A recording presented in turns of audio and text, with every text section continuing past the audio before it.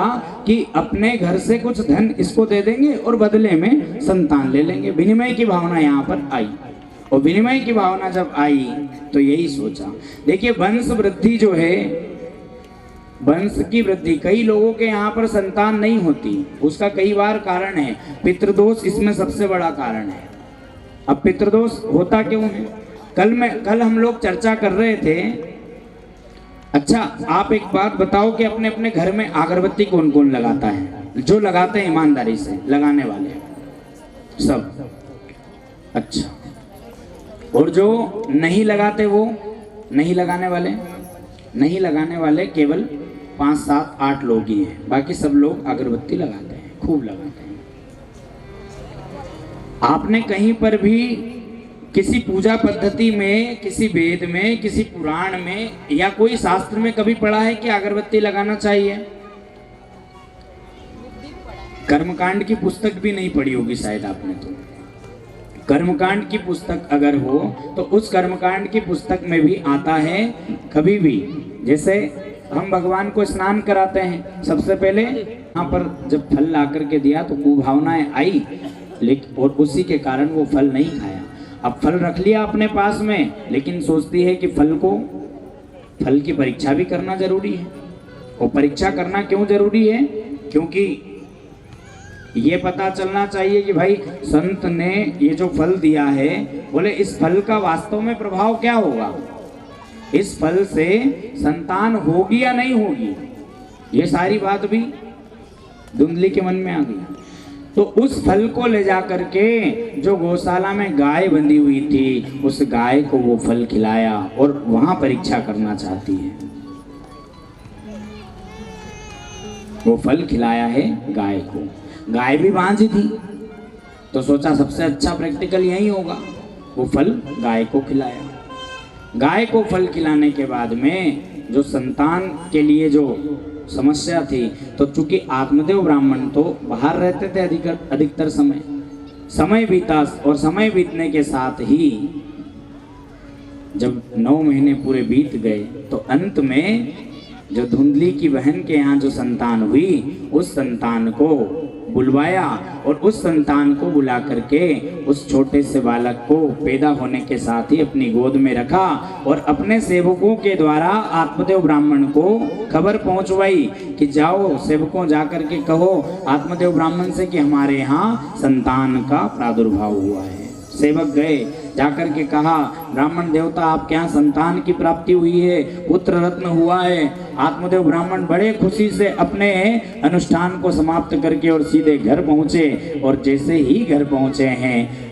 आज आत्मदेव ब्राह्मण के घर पर ढोल नगाड़े सहनाइयाँ बजी हैं। अनेक ब्राह्मणों को यहाँ पर आत्मदेव ब्राह्मण ने बुलाया और बुला करके नामकरण संस्कार करने लगे हैं। जब नामकरण संस्कार करते हैं तो नामकरण संस्कार के साथ अब बोले ब्राह्मण कहते हैं, बोले पिताजी का नाम आत्मदेव है तो संतान का नाम ज्ञानदेव रख देते हैं, पुत्र का नाम ज्ञानदेव रख दिया जाए। तो यहाँ पर भी धुंधली ने रोक लगाई और कहती है, बोले कि 9 महीने तो पाला पोसा बड़ा मैंने किया, और बोले नाम तुम्हारे नाम जैसा। बोले नहीं, ऐसा नहीं होगा, ये नहीं होने दूंगी। तो बोले फिर ब्राह्मणों को भी रोक दिया। बोले तुम कौन होते हो नाम रखने वाले? 9 महीने मैंने पाला पोसा। जिसने जो पालता है, पोसता है, बड़ा करता है, उसको पता होता है कि क्या होता है संतान पालना कोई मामूली बात है। कहाँ से आए तुम नाम रखने चाहिए? बोले नहीं, नाम मेरे नाम जैसा होना चाहिए। तो खुद का नाम क्या? धुंधली। तो संतान का नाम क्या रखा? धुंधकारी। अब नाम जैसा, यथा नाम तथा गुण। तो यह प्रसंग भागवत का हमें शिक्षा देता है कि हम हमारे घर में होने वाली जो संतान है, उन संतानों का नाम भगवान के नाम जैसा रखें, ब्राह्मणों से पूछ करके रखें, जिससे जीवन में उत्तरोत्तर वृद्धि हो। अब जैसा नाम था धुंधली, तो पुत्र का नाम रख दिया धुंधकारी। और जब नाम रखा तो धीरे धीरे बड़ा भी हुआ, गुण भी आने लगे। इधर समय बीता और इस धुंधकारी जब बड़ा हुआ तो इसके पिता भी परेशान, माँ भी परेशान, और तो और जो गौशाला में जो गाय बंधी थी, उस गाय से जो फल जो गाय को खिलाया था, एक दिन आत्मदेव ब्राह्मण अपनी गौशाला में गए। सुबह का समय था और घोर काल के समय ही आज गौ माता के गर्भ से भी एक अद्भुत, जिनके तो जो कान है वो केवल गौ के समान है, बाकी का पूरा शरीर मनुष्य जैसा है, ऐसे गौ के गर्भ से साक्षात गोकर्ण जी महाराज का ब्रज की जय। जैसे ही देखा आत्मदेव ब्राह्मण ने बड़ा प्रेम किया है, बड़ा लाड़ किया है और समय बीता है महाराज। ये धुंधकारी जो था, इस धुंधकारी ने बड़ा होकर के चोरी करना सीख गया, व्यभिचार करता है और तो और महाराज अनेक वेश्याओं को ला करके अपने घर में रख लिया। अब जब घर में रख लिया तो पिताजी से तो देखा नहीं गया, क्योंकि बड़े कर्मकांडी ब्राह्मण थे। माँ भी बड़ी परेशान हो गई और समय बीता। गोकर्ण जी महाराज भी बड़े हुए और गोकर्ण जी महाराज ने जब यह दृश्य देखा तो गोकर्ण जी महाराज भी तीर्थ यात्रा करने के लिए चले गए। आत्मदेव ब्राह्मण भी बड़े परेशान, माँ भी परेशान, लेकिन उसी की मिली हो कर दो बेड़ा पार, राधे अलवेली सरकार, राधे अलवेली सरकार, राधे अलवेली सरकार कि कर दो। गोकर्ण जी भी चाहते कि हमारा भी बेड़ा पार हो जाए, और बेड़ा पार किससे होगा, तो वो केवल एक ही माध्यम बताया है, और वो माध्यम है भगवान का भजन, भगवान का नाम संकीर्तन। कर दो बेड़ा पार, राधे अलवेली सरकार।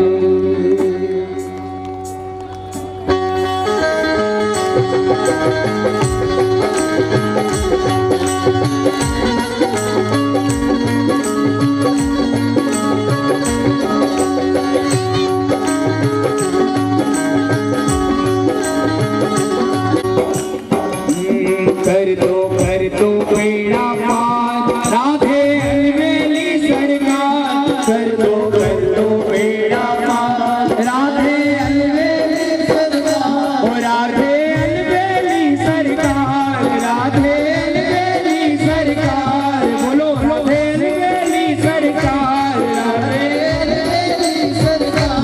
कर दो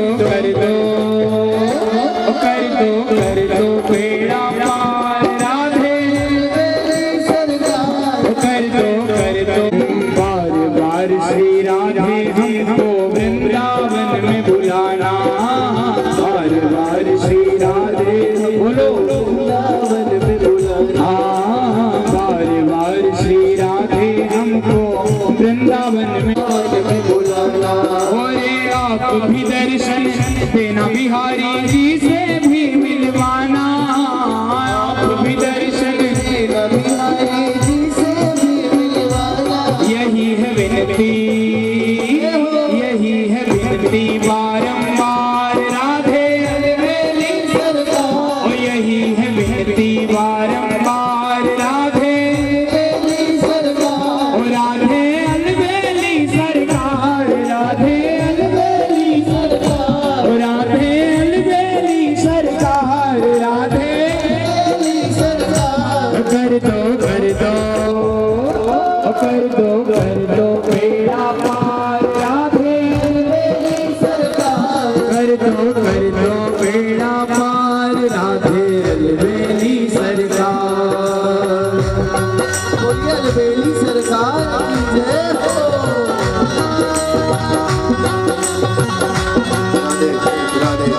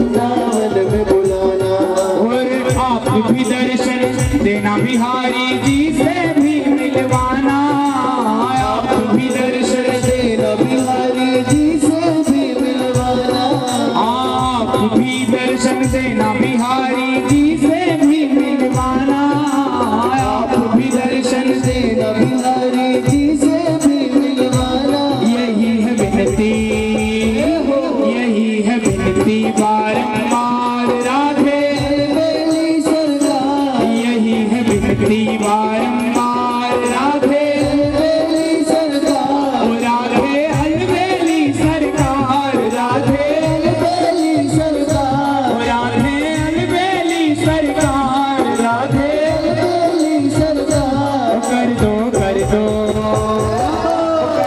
कर दो बेड़ा पार राधे अलबेली सरकार, कर दो बेड़ा पार राधे अलबेली सरकार। बोलिए अलबेली सरकार की जय हो।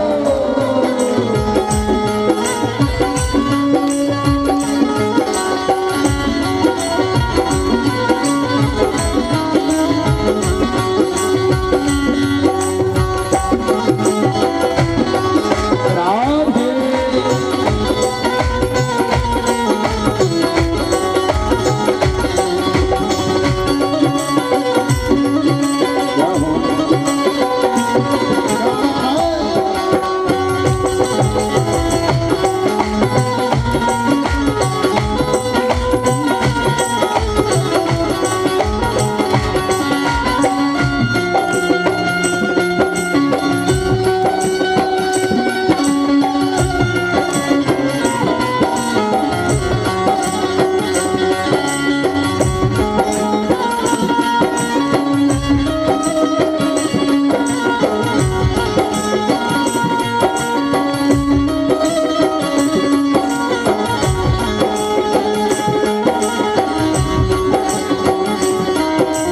तेरी कृपा बिना श्री राधे कोई न ब्रज में आए, तेरी कृपा बिना से राधे कोई न ब्रज में आए।